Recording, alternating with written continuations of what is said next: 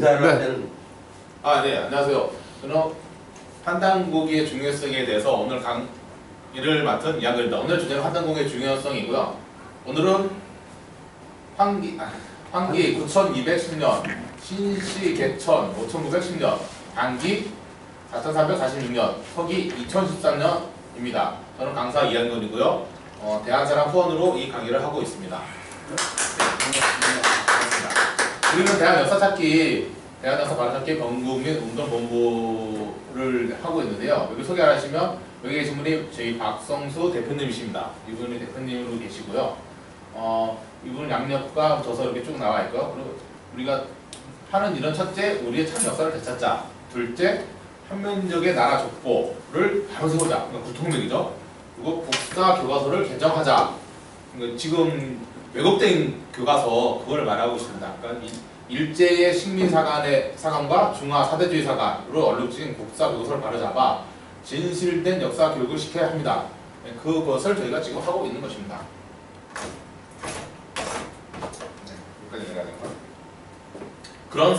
저희가 그렇게 크게 사업을 하고 있습니다. 한민족 역사 바로찾기 운동, 그리고 교육 및 강좌. 그래서 지금 이게 그 프로그램 중에 하나이고요. 연구 사업, 그런 세 가지 큰 줄기의 사업을 하고 있습니다. 판단고기는 한류 문화의 원형을 밝혀준다고 나와 있습니다. 그러니까 한류 문화의 원형이 역사 속에서도 있었다라고 밝히고 있습니다. 그 DNA가 있었던 거죠. 이 판단고기라는 책을 소개를 하면 이 판단고기라는 책이 나오는데 1000년의 시간이 걸렸고요. 그리고 400년 이게 판단고기라는 책이 다 나오는데 1000년의 세월이 걸렸고, 그리고 이게 5권입니다. 총 5권인데 5권이 한 권으로 묶어지는데 400년의 세월이 걸렸습니다. 그리고 이것이 세상에 밝혀지는데 100년의 시간이 걸렸고요. 그리고 역주자가 최종적으로 이거를 검토를 해서 책으로 발간하는 데 걸린 시간이 30년의 시간이 걸렸습니다. 그래서 크게 1000년, 400년, 100년, 30년을 이런 숫자가 있습니다. 그리고 판단고기 저자를 보면 삼성기 삼하를 쓴 안암노와 원돈중이 계시고요. 그리고 단군세기, 행촌이야, 단군세기 쓰신 고려말 행촌이야, 그리고 북부여기에 범장 선생님이 계시고요. 태백일사, 중종때 이맥. 그래서 여기서 보면 이 이게 삼성기 상하의 안암노부터 태백일사를 쓴 이맥까지 이 세월이 1000년의 시간이 걸렸습니다. 그래서 1000년의 세월이 걸렸다 얘기를 하는 거고요. 그리고 이것이 또 이 2000년 세월 뒤에 그 모든 책이 나온 다음에 다시 한 군데로 묶여질 때까지는 계현수 선생님에 의해서 400년의 시간이 걸렸고요. 그리고 계현수 선생님의 제자인 이유리 선생님이 책을 세상에 발간을 하는데 또 100년의 시간이 걸렸습니다. 그러니까 일제시대 때 이렇게 발간을 했지만 처음 30권을 발간을 하고 이게 세상에 묻혀 있다가 다시 세상에 나온 것이 100년이 걸렸습니다. 저희 역주자분께서 이 책을 처음 받다 보고 지금의 이 판단고기 이 책을 발간할까지 30년 동안의 시간이 걸렸던 것입니다. 30년 동안 그냥 세월을 보내신 게 아니에요. 현지 답사, 지구촌 모든 현지 답사를 하고 문헌 모증을 하고 자료 수집을 하기 위해서 전 세계 만주 지역 뭐 이렇게 해서 좀 돌아다니면서 그거에 대해서 직접적인 현장 체험을 하셨습니다. 유럽이나 아메리카 쪽도 가서 인디언 문화도 직접 체험을 하시고요. 그렇게 자료를 모집을 했었습니다. 그렇다면 세계사는 한국을 어떻게 바라보고 있는가 보면 우리나라는 지금 요게 지금 중국 고대사인데 이게 미국이나 유럽, 그러니까 그런 쪽에서 가르치는 역사예요. 거기를 보면 이게 차이나 중국 한나라 시대 때인데 한나라의 영토가 우리나라 북부 지역까지 다 표시가 되어 있습니다. 색깔이. 그러면 우리나라는 여기 이제 한사군 중국의 식민지로부터 시작을 했다라고 가르치고 있는 부분이에요. 그리고 한 번 더 남부 지역은 여기서 딱 보면 일본의 임나 일본부가 있었다라고 얘기를 하고 있고요. 그러니까 우리나라는 처음부터 역사의 출발을 그러니까 식민지로 출발을 했다라고 얘기를 하고 있어요. 순수 우리나라 역사가 없었다가 식민지로 있었던 나라가 독립한 거다라고 가르치고 있습니다. 우리나라 역사 식민사관, 일본의 역사 왜곡을 보면 여기 이 사람이 이병도라는 사람이 있고요. 스다 소게치, 그리고 이마니 시드류. 이 사람이 총대장을 했었고요. 그 밑에서 같이 했던 분입니다. 그리고 이병도가 우리나라 이때 이마니 시드류를 도와서 역사 왜곡을 했던 분이고요. 그리고 해방 이후에 우리나라 역사학계의 또 거두가 됩니다. 그대로 해서 그러니까 역사 왜곡한 역사를 그대로 우리 현실 세계에서 가르치고 있게 된 거죠. 우리 상무사. 이 이만희 시류가 한 것 중에 가장 큰 게 뭐냐면 우리나라 상무사를 말살시키는데 글자 한 글자를 고침으로써 충분했다고 얘기를 하거든요. 그것은 무엇이냐면 예전에 석유 황인이 있었다라고 얘기를 해요. 이거를 석유 황국이라고 쓰고 있는데요. 이게 입구자에다가 임금 왕자가 들어가면 이거를 나라 국자의 약자로 쓰기도 합니다. 근데 이 왕자를 사람 인자로 바꿔버립니다. 사람 인자로 바꿔버리면서 석유 환인으로 바꿔버리는 하거든. 단지 글자 하나를 바꿨는데 예전에 석유 환인이 있었다는 것과 예전에 석유 황국이 있었다는 거는 이게 완전히 느낌이 틀리잖아요. 황국이라 그러면 나라가 되는 건데 환인이라고 하니까 그게 신화적인 걸로 바뀌어버렸어요. 우리는 그래서 지금까지도 아직도 역사를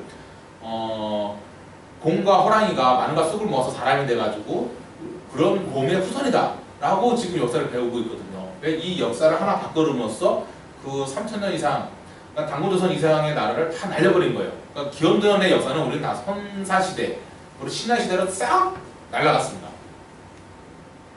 일본이나 그런 나라는 다 있는데 중국에서는 그리고 또 다른 심각한 게 일본에서는 우리나라 역사를 그렇게 왜곡을 했지만 중국에서는 요즘에 동북공정을 하고 있습니다. 중국의 역사 왜곡에 이게 마무리라고 할 수가 있는데요. 지금 21세기 미래 초강대국 부상을 위해 동북공정으로 한국과 북한을 속국화하고 있다라고 하고 있어요. 중국의 만리장성이 있어요. 이게 원래 산해관 여기 보면 이게 산해관에서 시작해서 가역관으로 끝나는 게 만리장성입니다. 이게 원래의 만리장성인데 이게 2009년 4월에 보면 이게 늘어난 거예요. 여기서 여기까지 늘려버렸어요. 그리고 또 지금 이거를 또 늘리고 있습니다. 3차. 그래서 지금은 동북공정 이게 만리장성이 쭉쭉쭉 계속 늘어나고 있어요. 서북공정과 그리고 여기 동북공정을 해서 늘리고 있는 상황입니다. 지금 동북아는 역사전쟁 중이라고 얘기를 하는데요. 여기를 보면 중국이 동북공정을 한 가장 큰 이유 중에 하나는 뭐냐면 북한 유사시에 자기들의 역사적인 배경을 가지고 있기 때문에 자기가 실존적 지배를 할 수 있다는 근거를 말하는 게 동북공정을 하는 거예요. 그러니까 북한이 붕괴가 되면 우리나라 땅이 되겠네라가 아니라 지금 상으로 간다면 북한 땅이 되는 거예요. 아니 중국의 땅이 되는 거죠. 중국으로 속해버리게 되는 지금 상으로 역사적 근거가 이렇게 있기 때문에 동북공정의 최종 목표가 결론은 이 북한 지역을 자기네 역사적 실효 근거를 마련하기 위한 그 작업이다라고 볼 수가 있습니다. 또 다른 하나 우리 스스로가 이제 역사 왜곡을 한 게 있는데요. 그건 뭐냐면 사대주의 역사관에 의해서 이런 일이 있었습니다. 뭐냐면 일단은 이분이 상문유사로 쓴 이련이신데요. 이련은 상문유사 고조선조의 주석을 달면서 한인을 불교의 제석 한인으로 임의로 기술하여 한인 천대의 황국을 불교의 제석 한인으로 바꿔놓았다. 이분이 이련이십니다. 그리고 위에가 네. 김부식. 네, 여기가 김부식이고요. 네. 고려 김부식이고 여기 이련이고요. 그러니까 뭐냐면 불교의 제석 한인이라는 게 있거든요. 근데 이게 삼국유세에 한인을 고조선제 그 한인을 제석을 그러니까 주를 단다고 그러잖아요. 그거를 제석 한인으로 해버렸어요. 그러니까 불교 신화의 시대다라고 그렇게 불교적 입각에서 얘기를 만들어버린 거예요. 그러니까 그렇게 함으로써 중국의 눈치를 안 봐도 되는 그러니까 중국보다 우리가 더 큰 역사이면 안 된다라는 그 가치관을 산 거예요. 그리고 김부식도 마찬가지예요. 김부식을 얘기할 때 가장 중요한 건 뭐냐면 그때 당시에 묘청년 아내라고 유명한 게 있죠. 근데 서근천도를 많이 준비를 했는데 그분들은 난가의 정신을 이어온 사람들이에요. 그래서 평양으로 수도를 옮겨가지고 북방 고토를 다시 회복을 해야 된다 했던 사건이거든요. 물론 그러니까 그런 세력과 사다리 세력 간의 충돌이었다고 볼 수 있어요. 그게 이제 가장 그 충돌인데 그 충돌에서 김무식이 이끄는 이 사대주의 그러니까 이분이 유교를 하시는 분들이거든요. 그러니까 그러다 보니까 이분들이 사대주의 세력이 이겼어요. 그러니까 난가 세력이 밀려나고 그러면서 우리나라 역사가 그 상무사 이런 잘 빛나는 역사를 지워버리고 중국에 또 사대를 해야 된다. 당시 원나라잖아요. 원나라를 자극하면 안 된다. 그래서 우리 스스로가 그 나라 역사를 신화로 만들어버리고 그리고 그 이후의 역사를 이제 시작을 하게 되는 스스로가 속국인을 자극하는 그런 시점이 됩니다. 그 전후로 딱 나눠져요. 우리나라는 고려 때까지도 건원 침략을 했던 나라라고 얘기를 해요. 그런데 원나라가 침략하면서부터 황제의 직위가 내려가고 제후로서 내려가게 되거든요. 왕. 네, 제후로서 떨어지고 제후로서 떨어지면서 우리가 제후로서의 예를 다하게 되잖아요. 그때부터 우리 황제 권한이 떨어졌던 거죠. 조선시대는 처음부터 예, 사대주의로 나갔던 나라이기 때문에 뭐 500년 동안 그러니까 이 고려와 조선시대 1000년 동안은 우리가 암흑기라고 볼 수가 있겠습니다. 자, 환단고기. 그래서 저희가 이 환단고기라는 책을 알리기 위해서 북콘서트를 했어요. 전국을 돌면서 뭐 이렇게 소감도 들고 있고 서울, 대전, 대구, 부산 그리고 현재는 작년에 그렇게 다 돌았고요. 현재는 미국 LA로 가서 지금 하고 있습니다. 미국에서 LA에서 지금 하고 있고요. 지금 중소도시 지금 다 돌고서 하고 있는 상황입니다. 그리고 놀라운 거는 요즘에 제 5의 문명 홍상문화가 반영이 됐다고 하는데 홍상문화의 주인공 과연 누구인가? 이것이 이제 관건이 됐어요. 이 홍상문화가 놀라운 거는 뭐냐면 중국이 맨날 주장하는 여기 만리장성 여기 있잖아요. 아까 산해강 맞잖아요. 네. 그 이북 지역은 오랑캐의 땅이다라 가지고 완전히 멸실했거든요. 중국은 자기를 중심으로 해서 북쪽, 서융, 남적, 동이라고 해가지고 동서남북을 다 짐승 버러지 같은 놈들이라고 얘기를 했었어요. 그러면서 자기 지역의 황하강 지역, 그러니까 얘기는 황하 문명이잖아요. 아, 거기서 중화 제1용, 중화 제1봉 해가지고 용봉 뭐 이런 거 해서 아 봐라 우리가 이렇게 위대한 민족이다라고 얘기를 했었는데 그런데 이 유화 지역에서 홍산 지역에서 이 새로운 문명이 나오기 시작했는데 이게 여태까지 자기가 자랑을 했던 중화 제1용보다 최소한 1000년, 2000년 이전의 문명이라는 게 밝혀진 거예요. 그럼 역사를 바꿔야 되잖아요. 그리고 그러니까 얘네들이 갑자기 바빠지기 시작을 했어요. 이 문명을 우리가 저기 오랑캐 땅이라고 얘기를 했는데 어떻게 오랑캐 땅에서 우리보다 1000년이나 앞선 시대에 그 문명이 나올 수가 있느냐 도저히 받아들일 수가 없는 거예요. 그래서 이거를 빨리 우리 걸로 바꿔야 되겠다 해가지고 동북공주를 하기 시작을 했습니다. 근데 거기 나오는 문명들을 보면 다 이게 옥으로 다 만든 거거든요. 이 정교함이 지금의 과학기술을 만들어도 이렇게 매끈하게 만들 수가 없다고 해요. 지금의 과학 문명이랑 동급의 수준을 합니다. 그때 옥으로서 이렇게 동그란 아주 정원 그리고 이 부드러운 곡선 가운데 구멍을 딱 뚫은 거 있잖아요. 이렇게 깔끔하게 뚫을 수 있는 이 기술 지금의 기술로서도 이게 정교한 작업이라고 얘기를 하는데 똑같은 수준의 작업을 합니다. 지금 과학 문명으로 만들 수 있는 거랑 동급의 작업을 벌써 기원전 5000년 전에 지금으로 5000년 전에 이미 이런 거를 만들 수 있는 능력이 있었다라고 얘기를 하는 거예요. 그러니까 그때 이미 고국을 만들면서 이때 당시의 문명을 이미 지배층이 존재를 했다라고 보고 국가 단계에 진입했다라고 볼 수밖에 없는 이 문명 하나만으로도 그렇게 되는 거예요. 그렇게 밝혀질 수밖에 없었고 또 우리가 배웠었던 게 구석기, 신석기 다음에 청동기 시대로 넘었는데 청동기 중간에 옥기 시대가 있어야 된다라는 게 밝혀진 거예요. 옥기 시대가 한 1000년, 2000년 있었다라는 게 가덕기가 있었다는 거죠. 철기가 오기 전에 이 옥기 시대가 있었다. 구석기, 신석기에서 옥기 시대가 있었다라는 게 새롭게 이제 밝혀지고 있습니다. 이게 전 세계 고고학계에서 지금 깜짝 놀라는 사건이 돼버린 거예요. 이게 그 유적지 모형입니다. 자, 이 환단고기 과연 어떻게 나왔나? 환단고기는 당대 최고의 지성인들이 전수를 했습니다. 뭐 아까 얘기했죠. 아나운서 선생님, 또 행천 이야, 그리고 계현수 선생님, 유기루 선생님이고요. 환단고는 어떤 책인가? 사대주의 심리상을 거론한 대한상한, 그러니까 대한의 사관으로 쓰는 책입니다. 대한. 이거는 지금 대한민국의 대한 그 똑같은 거거든요. 이 대는 큰 대자에다가 한이라는 한이거든. 이 한을 발견한 큰 한이라고 얘기를 해요. 그러니까 대한의 사관. 그러니까 한을 다른 편으로 환이라고 얘기를 하거든요. 우리 최초의 민족을 구한족이라고 해요. 구한 64민이라고 얘기를 하는데 그러니까 전 세계 모든 민족 대한 그거를 대한이라고 얘기합니다. 그러니까 모든 인류의 사관, 태초의 사관이라고 했어요. 모든 인류를 지금 전 세계를 아울 수 있는 사관을 대한 사관이라고 볼 수가 있겠습니다. 자, 이 환단고기가 미소론에 많이 지금 환단고기는 미소론 논쟁이 또 발생을 하고 있어요. 왜? 현대적인 뭐 여러 가지 주장이 있거든요. 그 중에 보면 조작설, 계현수, 이유립이 조작해낸 사람 그러니까 계연수 자체가 이를 조작해낸 사람이라고 얘기를 하고 있고요. 없는 사람이다 이거. 또 하나는 지명과 임명. 연고탑이란 말은 청나라 이후에 사용된 거다. 그래서 이게 잘못됐다라고 얘기를 하고 있고요.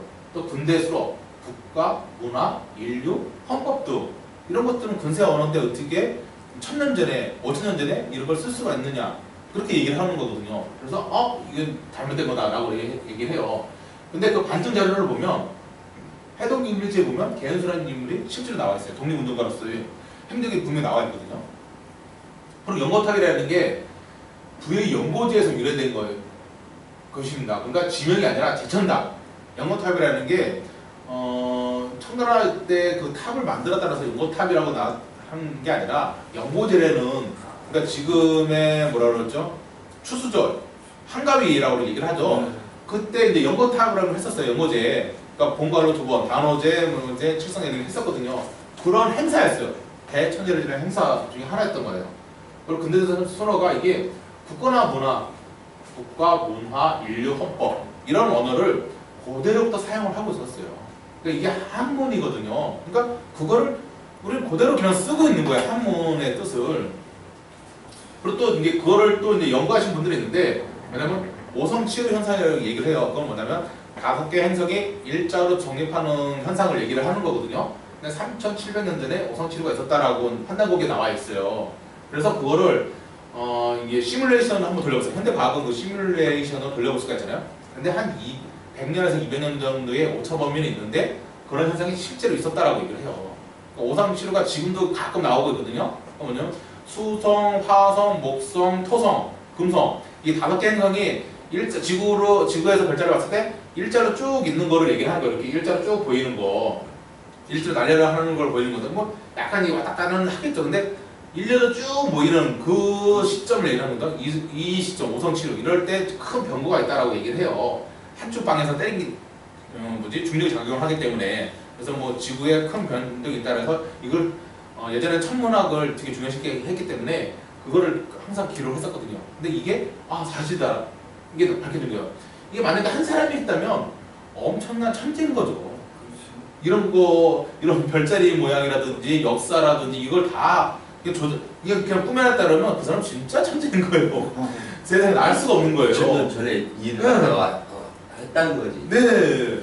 여기 환단각에서 밝혀주는 우리 국통여행입니다. 환단각에서는 보면 크게 삼성조시대, 열국시대, 사국시대, 남북시대, 그리고 남북분단시대라고 얘기를 하고 있습니다. 우리가 알고 있는 건 좀 많이 틀리죠. 우리는 단군조선에서 위만조선 넘어왔다가 고구려 백제신라 했다가 그리고 이제 통일신라 했다가 우리 통일신라 했는데 실제로는 그때 발해가 있었으니까 남북국 시대가 맞다고 얘기를 하는 거예요. 그래서 이때도 사국시대, 가야를 포함해서 사국시대인데 우리는 삼국시대를 배웠잖아요. 그러니까 이게 역사가 가야를 뺀 이유는 뭐냐면 일본이 일본군을 했기 때문에 일본이 지배던 지역이 가야다라고 해서 가야를 뺀 거예요. 이게 역사 왜곡이거든요. 통일신라 북쪽 지역은 중국 애들의 땅인데 우리가 가져가면 안 된다. 감히. 네? 그래가지고 또 통일신라가 된 거예요. 이게 남북 시대인데 후신라라고 얘기를 해야 되는 거죠. 그리고 그 유명한 첼시 낙랑국이라는 거 있잖아요. 낙랑국이 그 평양도 지금 평양 지역에 있었어요. 이 낙랑국이 또 유명한 게 허동왕자와 낙랑공주. 이때 당시에 고구려의 왕자와 낙랑국의 공주가 서로 이제 좋아가지고 그런 일화가 있잖아요. 그게 실제 일화로 나와 있는데 이 첼시 낙랑국이 있었던 걸 가지고 낙랑국이 한사군 국어가 발전한 게 낙랑국이 됐다라고 또 만들어버린 거예요. 한사군이 그래서 한사군은 이쪽이 아니라 요동이나 요소 지역에 있었던 건데 있었어도 그쪽 지역인데 이거를 우리 한마디로 잡아 당겨버린 거죠. 여기만 봐도 지금 요거 하나만 봐도 역사 왜곡이 우리가 알고 있었던 역사와 참 역사가 틀리구나. 더군다나 이 삼성조 시대는 아까 다 날려버렸잖아요. 신라 시대로 날려버렸다고 얘기를 했잖아요. 지금 보면 단군조선이 47대가 있었다라고 몇 %까지 다 나와요. 제위 연도까지 각 배달국도 18대 환영이 있었다.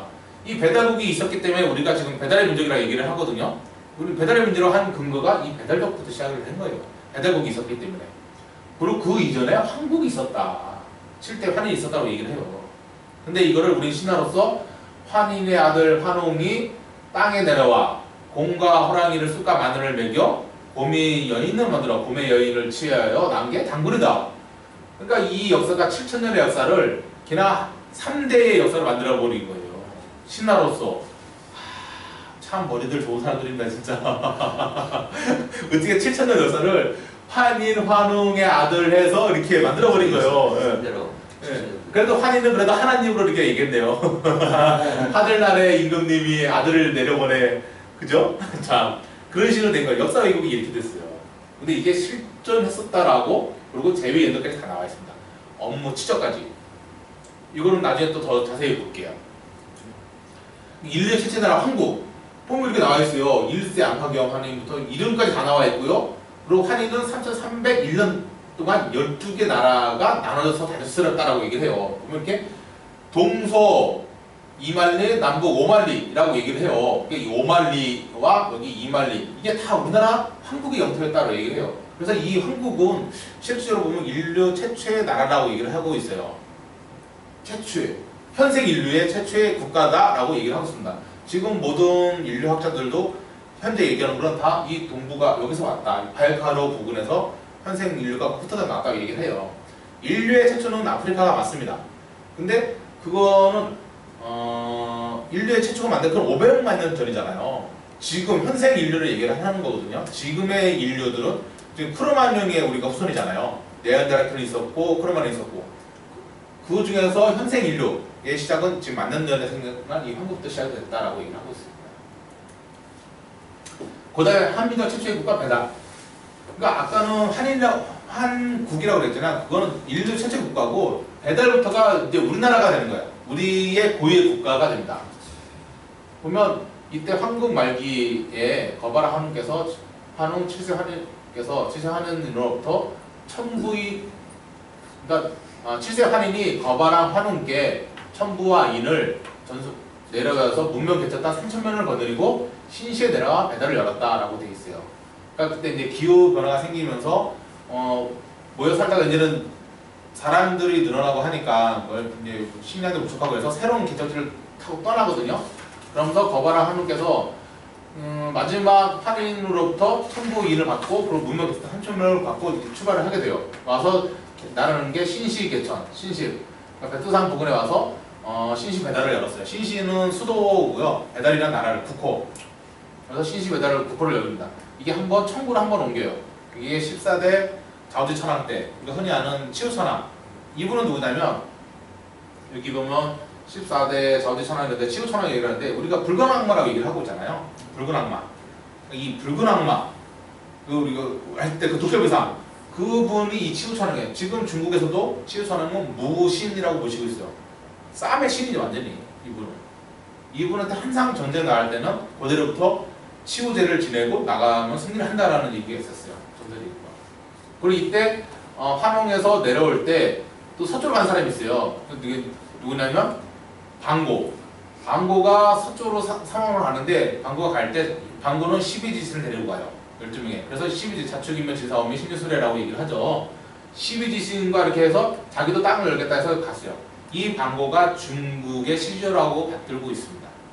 그러니까 여기서 한국에서 동서 문명이 갈라지기 시작한 거예요. 한웅께서 배달을 해서 우리 동부가 우리의 나라를 열었고요.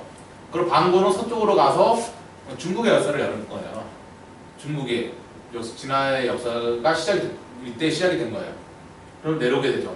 그리고 14대 자우지천왕 때 내려올 때 황제 헌엄 중국의 역사 시작을 황제 헌엄부터 시작이라고 얘기를 하는데 그 황제 헌엄과 치우천왕이 10년 동안 70회를 싸워요. 근데 서로 이제 누가 왕이냐 그 제호 패권 나타나거든요. 근데 70번을 치우천왕께서 다 이기게 됩니다. 다 승리를 이끌고 황제 헌엄을 자기 제후로서 임명을 하고 문명도 전수해주고 이렇게 잘 다스리게 됩니다. 그런 역사 내용이 내려와 있습니다. 그 다음 역사가 고조선의 역사예요. 그러니까 옛조선. 이때가 최정성기라고 얘기를 하고 있어요. 그리고 고조선은 총 47분의 당국께서 2096년 동안 다스렸고요. 또 삼신 원리에 따라 나라를 즉 3한 진안, 번안, 마한으로 나눠서 다스렸습니다. 진안은 지금 우리가 얘기하는 만주 지역, 그러니까 요동 지역이 되겠죠. 번안은 요소 지역과 중국 진화대륙의 그 서해안 지역을 번한이 다스렸었고요. 그리고 마한은 한반도와 지금 일본 남부 지역, 일본 연도에 이쪽을 마한이 다스렸습니다. 단군의 47대 계보가 쭉 나와 있고요. 그리고 단군의 역사를 보면 이게 다 신라의 역사 아니냐라고 얘기를 하고 있는데 유물이 있어요. 유물들이 다 근데 만주 지역에 있어요. 그러니까 우리 땅이 없으니까 밝힐 수가 없어요.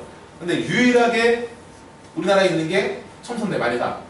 마리사 첨선대는 1세 당군께서 초대 당군께서 부르사제를 시켜가지고 만든 거거든요.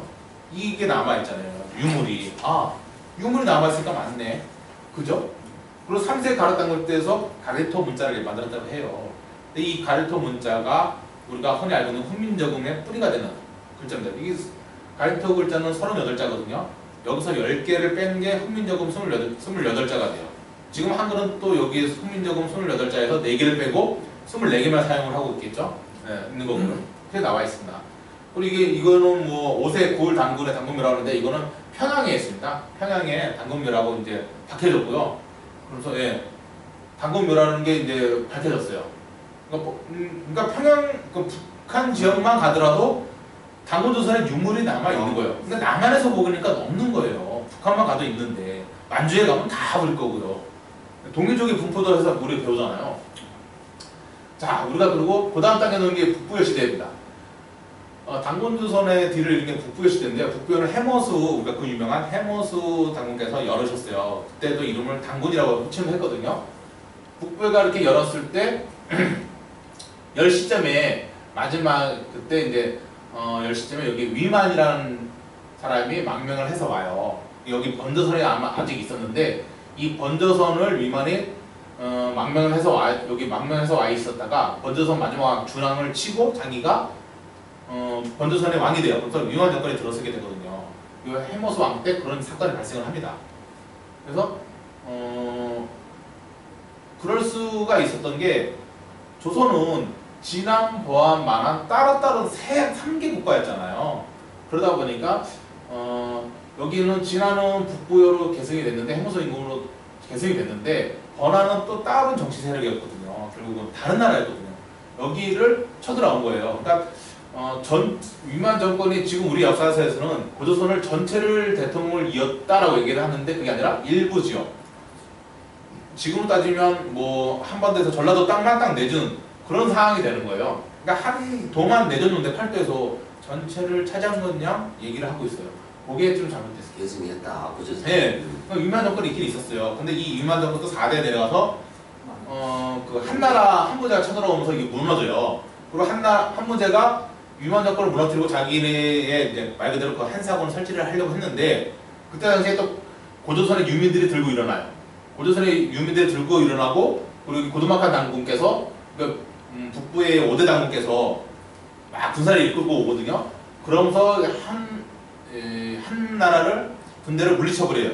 그때 한무제가 쳐들어왔었거든요. 한무제라는 거는 왜 한나라가 전환 후환이잖아요. 그리고 중간에 왕만이가 신나라를 세우잖아요. 네, 그 신나라를 다시 무너뜨린 게 한무제거든요. 그래서 한무제가 그 힘으로 여기를 위만작까지 물리쳤는데 여기다가 한사군 설치를 하려고 했다가 오히려 이제 반격을 받고 철수를 하는 그런 사건이 발생을 했습니다. 그 역사적인 증거로서 뭐 자기네가 이제 다 해서 한사군을 설치를 했다고 얘기를 하는데 그 설치된 얘기를 사만천은 쓴 적이 없고요. 사만천 사후 400년 뒤에 한사군이라는 이름이 나왔고요. 위치가 나왔어요. 그러니까 그 정확한 위치가 사만천이 얘기하는 건 없어요. 그리고 또 다른 하나는 뭐냐면 증거가 뭐냐면 조선의 유민들로서 제후를 삼았다. 요 지역이거든요. 하나, 둘, 셋, 넷, 다섯.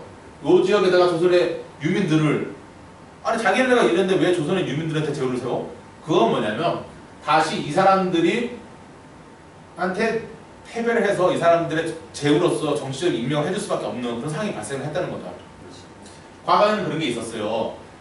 뭐냐면 삼국시 시대 때 백제의 왕이 중국의 당나라 왕한테 우리나라 백제 그때 여기를 다스리고 있었거든요.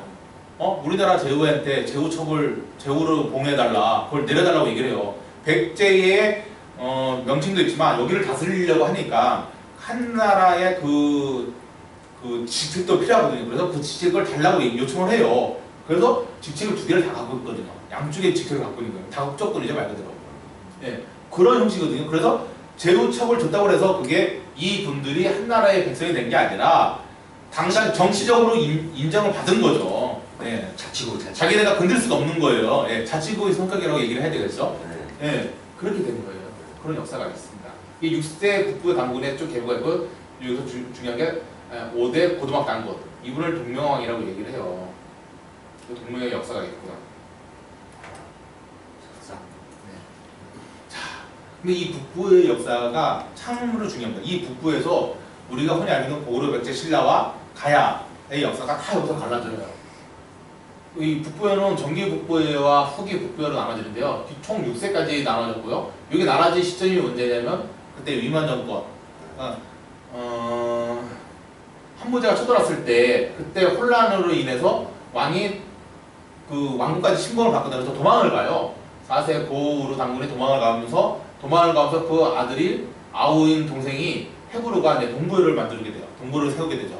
그러면서 이때 동부회가 갈라져 나가고 고두막 당군이 이제 의병을 일으켜서 다시 한무제 한나라 군사를 물리치고 대통령을 이어받게 되죠. 그러면서 이게 다시 고두막 역경이 됩니다. 그리고 고무서 당군으로 넘어가서 고무서 당군의 딸이 소선호거든요. 이 소선호가 고종원을 만나게 돼요. 고종원이 파소가 저기 박근혜를 가지. 고무서. 네, 고무서 마지막 6대 당군의 딸이 소선호거든요.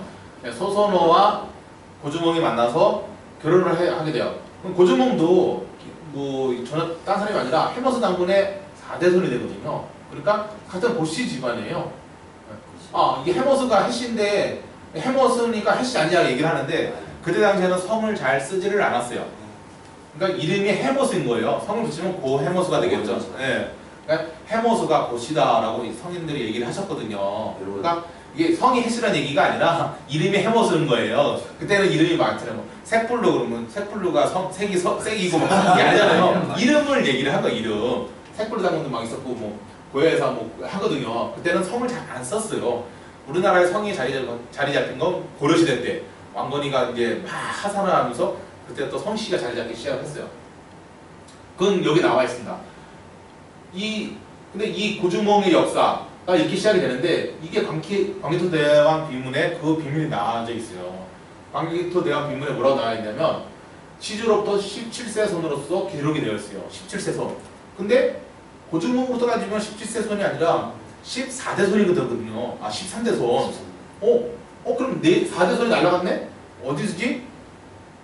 따지고 보면 이 해모스로부터 따지면은 17세 손이 되는 거예요. 17세 손이. 그러니까 고주몽으로부터 13세 손인데 광개토대왕이 19대 왕이거든요. 근데 중간에 이제 형제가 승계하고 막 이런 게 있었기 때문에 임금으로서는 19대 왕이지만 자손으로 봤을 때는 17세 손이라고 하는 게 맞아 떨어질 거예요. 그래서 그런 역사가 삼국사기에 13세 손이라고 나와 있잖아요. 그러니까 날라가겠지. 네. 4세가 날아갔으니까. 예, 4세 날려버린 거예요. 이게 이제 200년의 역사예요. 그리고 이 역사를 또 증명하는 게 삼국시대 말기에 당나라에 전설이 있었어요. 80이 넘은 이씨의 장군이 고구려 900년 역사에 마무리를 짓는다고 나와요. 그런 전설이 있었어요. 그러니까 고구려 역사가 900이 되는 해에 80 넘은 이씨 성을 가진 장수가 나오면 그 고구려를 무너뜨릴 수 있다라고 했거든요. 그래서 강태종이 그때 간 거예요. 그때 다 그 이씨 성도 원래 강태종 성이가 이씨가 아니에요. 강태종 이세민이라고 이제 네, 근데 이연이 아버지고. 이연이 이름을 바꿔요. 이게 원래 탕록인가? 탁현씨인가? 그래요. 그러니까 선비족이 탁발씨인가? 네, 선비족이 탁발씨예요. 네. 선비족의 후예거든요. 근데 선비족이 다른 게 아니라 선비족이 초대 당군의 그 후손이에요. 그러니까 고구려는 5가제도였잖아요. 그 5가 중에 하나가 선비족이에요. 그러니까 선비족이 중요한 역할을 합니다. 이후로도. 선비족의 후예가 또 수당. 선비족의 후예 중에 징기스칸은 몽고족이 아니에요. 몽고족이 아니고 몽고말을 쓰는 여친족이거든요. 결론은 그 뿌리가 선비족이에요. 징기스칸도. 그러면서 몽고 제국을 열었잖아요. 그 중요하거든요. 여러 번 나와요. 근데 강태종도 탁발씨인데 당나라를 통일을 하고 보니까 족대를 다스리가 신도제라 그래서 동이족의 유명한 명문가씨 이름이 이씨가 있다. 이씨하고 노영씨가 있는데 그 중에서 이씨를 선택을 해서 이름을 바꿔버려요. 참 이열로 네, 이름을 바꿔버리고 그리고 자기 공신들한테도 이씨를 막 하다를 합니다. 하사를 하고. 네. 근데 그때 당시 이현 장군, 이 이현 장군도 그 하사를 받은 그 장군이에요. 아, 그 장군들이 다 돼서 고구려를 침략하는. 그러면 그때 900년 여사가 됐고 이씨 장군, 판시 넘은 이씨 장군이니까 물어뜯을 수 있다라고 얘기를 했거든요. 아, 근데 삼국사기로 따지면 고구려서는 700년밖에 안 되는데 왜 900년 여사를 얘기를 하느냐? 그리고 왜 13세손인데 17세손을 얘기를 하느냐? 그 비밀이 북부여의 4대 요거까지 개선을 하면 결국은 북부여가 초기 고구려가 되고 그렇죠. 예, 고구려는 고주몽부터가 후기 고구려가 된 거죠. 북부여를 그대로 혈통을 개선을 했다. 그래서 이게 두국맥이 이렇게 전수가 됐다. 국통맥을 이렇게 얘기를 하고 있습니다. 또 다른 하나는 오세 고두막 장군의 딸 파소가 있었는데 이 파소가 동부에 잠깐 피신을 가 있었어요. 근데 동부에 피신을 가 있었는데 임신한 상태가 있었거든요. 근데 정치적으로 이제 압력을 받는 거예요. 왕족이 아들을 낳게 되면 죽이잖아요. 왜? 동부에 저기 왕권 쟁탈이 일어나니까 그래서 도망을 가요. 피신을 간 게 지금의 신라 지역 그쪽으로 피신을 가게 돼요. 거기 갔더니 거기 있는 호족들이 그럼 저희가 임금을 모시겠습니다 해서 그러니까 우리 박해혁 허세의 실화를 보면 그 어린 아이한테 알에서 깨어나가지고 알에서 나왔다고 얘기를 하고 그 아이를 모셨다라고 얘기를 하는데 임금으로 삼았다고 얘기를 하는데 그게 그냥 나온 게 아니라 이런 사연이 있었던 거예요. 왕족이었기 때문에 박해것을 임금으로 삼은 거 지방 호족들이 그러면서 통일을 시킨 거잖아요. 박해것에 그러니까 박씨 이렇게 딱 나왔던 거예요. 또 고주몽 그리고 고주몽은 임금 고구려를 세우기 전에 예시분이 원래 있었잖아요. 예시분을 사귀다가 헤어졌어요. 헤어지고 유리왕자를 낳게 됐고요. 그리고 이제 소선호와 힘을 합쳐서 이제 전략적인 거죠. 소선호가 원래 10살 연상이래요. 10살 연상이고, 예, 우리 드라마에서는 이렇게 아름답게 나왔는데 소선호가 원래 연상이거든요. 연상이에요. 연상의 여자와 전략적인 결혼을 해서 그때 당시 연상은 뭐 아무것도 아니니까요. 그래서 결혼을 해가지고 난 게 비례 얻는다. 근데 나중에 나를 세우고 보니까 예수분이 찾아왔잖아요. 원 부인이 찾아왔기 때문에 소선호가 그러면 이분이 참 대단한 분이에요. 그러면 나는 그러면 내 땅을 내 새로 여러 나가겠다 해서 두 아들을 차고 나가요. 나가서 다시 소선호가 처음에 갔던 것이 이 지역입니다. 소선호가 신왕골 세웠는데 여기에다가 그 형 비류가 왕골 세우고 온조는 다시 이동을 해서 여기다가 백제리를 열어요.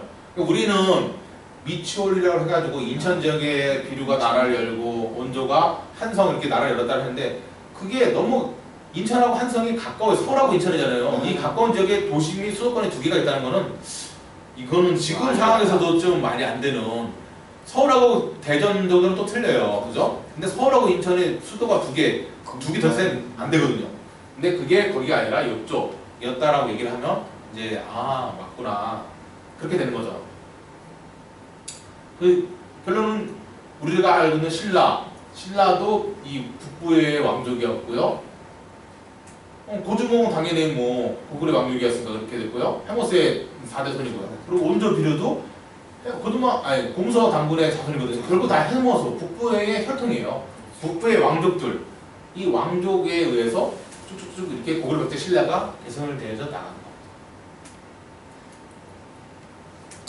또 다음 고구려 백제 신라 다음에 열려진 문화가 이제 발해에 있는 홍산 문화를 얘기를 하고 있는데 지금 이 홍산 문화가 아주 뜨거운 감자로 떠오르고 있어요. 홍산 문화의 특징은 뭐냐면 천원 지방의 적성청. 뭐냐면 하늘은 둥글고 땅은 방정하다, 네모 반듯하다 라는 얘기를 하고 있거든요. 하늘은 둥글고 땅은 네모 반듯하다 그런 뜻이 있어요. 그리고 옥유물 및 비파형 옥검. 그러니까 옥으로 검도 칼도 만들었었던 거예요. 이런 옥 장식물만 있었던 게 아니라 그러니까 석기 시대 이후 중간에 철기로 바로 넘어가는 게 아니라 옥기 시대가 있었다고 얘기를 하는 이유가 뭐냐면 옥으로 만든 칼이 있었기 때문에 이거는 근데 그때 당시 이제 전쟁용이 아니라 시간 때 제사 지내는 좀 제기로서 제수용품 물로써 지금 민간에 내려와서 뭐 무당들이 들고 있는 뭐 삼지창 들고 있는 그런 무속인들이 그렇게 사용도 하고 있잖아요. 그런 식의 제기로서 그때 당시에 신녀라고 그랬죠. 천재를 제가 신녀들이 쓰는 그런 제기였어요. 그때 재정일치의 사이였기 때문에 그런 그러니까 범이 있었다. 여기 연구가. 네, 청동으로 넘어가기 때문에 거죠. 그리고 홍삼 그러면 과연 이게 인류의 4대 문명보다 앞서 이 홍삼 문명의 주인공은 바로 누군가? 그러면 이 문명의 주인공은 황국과 배달국이었다.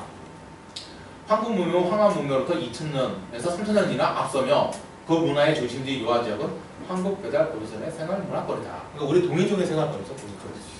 그러니까 우리의 문화가 되는 거예요. 결론은 우리 조상님들의 서양 문명의 뿌리 수메르에서 서양 문명은 수메르에서 시작을 했다고 얘기를 해요. 근데 이 수메르의 뿌리가 황국이 있었다라는 얘기를 해요. 그 얘기 증거가 뭐냐면 황국이 아까 12개의 분부로 나눠서 다스렸다고 했잖아요. 그 중에 하나가 수메르 이국과 우르국이 있었어요. 수메르 문명은 메소포타미아와 티그리스 강, 아니 유프라테스와 티그리스 강 그 유역에 있는 거거든요. 근데 이 강가에 보면 그 수메르 문명은 도시국가예요. 그러니까 수메르라는 도시가 있고 우르라는 도시가 있고 그 유명한 바벨론이 그 수메르의 중심지거든요. 그러니까 여기에 네, 바빌론. 그러니까 수밀 이국이 세운 나라가 수메르고요. 우르국이 세운 나라가 우르가 되는 거예요. 식민지였다로 수메르 출발했다고 얘기를 하는 거죠. 그 증거로서 보면 이게 수메르 문명의 발자취인데 거기 보면 상투를 튼 이게 임금을 딱 표시했는데 머리에 상투를 텄어요. 이렇게. 이건 동양 문명의 상징이거든요. 우리 동이족의 중국 애들도 아니고 우리 조선족 우리의 상징이거든요. 상투를 튼 거, 상투 문화는 우리 문화예요. 우리밖에 없거든. 네. 그리고 여기도 보면 씨름을 하는 문화. 씨름 우리가 하는 거잖아요. 이게 이제 제기거든요. 향을 피우는. 제기로 사용하는 건데 네, 향로라고 봐야 되죠. 사람이 갔다가 제사를 모시는 거야. 네. 근데 네. 그 받침대를 씨름하는 형상을 했어요. 아, 그리고 수메르 문의 글자도 보면 유사한 게 좀 많아요. 맞아. 네. 언어 자체가 이 재단. 그리고 재단을 쌓아서 올렸는데 지금 이집트의 피라드 문명이 생겼던 출발점이 어떻게 되냐면 우리나라는 천원지방 아까 얘기해서 천원지방 그래서 하늘은 둥글고 땅은 광대나라에서 재단을 쌓아가지고 제사를 지냈거든요. 따스하지 근데 사막 지역에는 산이 없잖아요. 그렇지. 그래서 재단을 쌓은 거예요. 이게 피라미드의 원형이에요. 그런 거 점점 더 높이 쌓게 된 거죠. 재단으로서. 재단의 역할이 있는 거죠. 피라미드가. 뭐 무덤이란 말도 있는데. 네. 결국 거기다 이제 무덤으로 사용을 하게 되죠. 네. 동서 종교의 근원 신교. 신교라는 태초에 종교가 있었다고 얘기를 해요. 이 신교가 갈라져 나가서 유교, 불교, 도교, 기독교로 갈라져 나갔다라고 얘기를 하고 있습니다. 최초의 국가 한국이라는 나라가 있었는데 이 한국의 종교가 신교예요. 그래서 이 신교가 서양으로 전파가 되고 동양으로 전파가 되고 또 아메리카 쪽으로도 전파가 되고 세계 각국으로 전파가 되거든요. 근데 그때가 벌써 10,000년 전이니까 이게 살아온 세월이 틀리고 하면서 바뀐 거죠. 각자 문명권에 맞게 발전을 해온 거예요. 그래서 유불선 이렇게 갈라져 나왔다라고 얘기를 하고 있어요. 신교가 세계 동서 문명의 뿌리다라고 얘기를 하고 있어요. 네. 그 저희 신교 문화에서 중요한 게 이제 소도를 얘기를 하고 있는데요. 이 소도는 삼신상님께 천재를 지내는 곳이었습니다. 그리고 이게 본부에서 소도를 지냈고요. 이 소도는 범인이 들어가더라도 죄인이 들어온다 하더라도 처벌할 수 없는 치해 복권 지역이었어요. 법조로 보호를 받는. 그리고 이게 각 지방으로 내려가서 이 쇼대를 하나 세우고 소도를 했었던 거죠. 소대 그리고 천하 대장군, 지하 여장군 이게 그 소도의 흔적이에요. 이런 것들이 그 소도를 지키던 수호신이거든요. 그런 문화가 나와 있었던 거예요. 이거를 일제시대 때 미신타파다 해서 막 쳐냈잖아요. 근데 이게 미신타파라고 해서 쳐낸 게 아니라 이 신교의 역사를 없애버리기 위해서 미신타파라는 얘기를 한 거예요. 이런 문화 말살 정책이라고 하죠. 민족 말살 정책에 의해서 문명을 말살하기 위해서 퍼뜨린 거예요. 근데 그걸 우리는 아직도 그렇게 알고 있어요. 네. 진짜로. 네, 이거를 미신이다라고 얘기를 하고 있거든요. 그리고 사입이라는 뜻도 종교와 유사하다는 거거든요. 일제 시대 때 용어예요.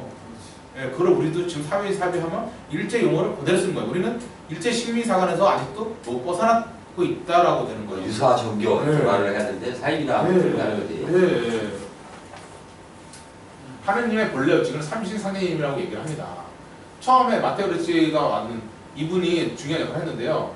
서양의 천주는 곧 상제님이다라고 했거든요. 이분은 동반 경문록을 쓰신 분이에요. 그걸로 유명하신 분이고요. 그리고 이게 서양에다가는 동방 경문록을 써서 전파를 했지만 그 외에 주역과 뭐 이런 거 다 동양의 문명을 서양에 전파를 하고 또 서양의 문명은 우리나라의 동양에 전파를 했어요. 우리가 흔히 쓰고 있는 지금 이사절기도 마테오 리치 신부님께서 만드신 거예요. 그러니까 이분은 동서 문명의 물꼬를 트신 분이다라고 저희가 얘기를 하고 있어요. 그러니까 종교를 떠나서 이런 분들은 훌륭하신 분들은 이제 맞들어야 되는 거죠. 문명의 길을 텄으니까. 상인도 칭찬했잖아요, 항상. 네. 그리고 이 상계라는 얘기가 처음에 마테오리치가 이제 신부님이 중국에 가서 포교를 할 때 성경책을 번역을 하잖아요. 그럼 하나님을 번역하는 게 상제님이라고 번역을 해요. 그러니까 상제님의 호칭이 지금 천주교에서는 천주님 얘기하는 것처럼 천주님, 상제님 천주님이거든요. 상제님. 그러니까 이 하나님. 동방에서 받던 상제님이 우리가 얘기했던 하나님이라고 똑같다. 가드 이꼬르 상제. 한문으로 번역은 상제님으로밖에 안 되거든요. 상제님.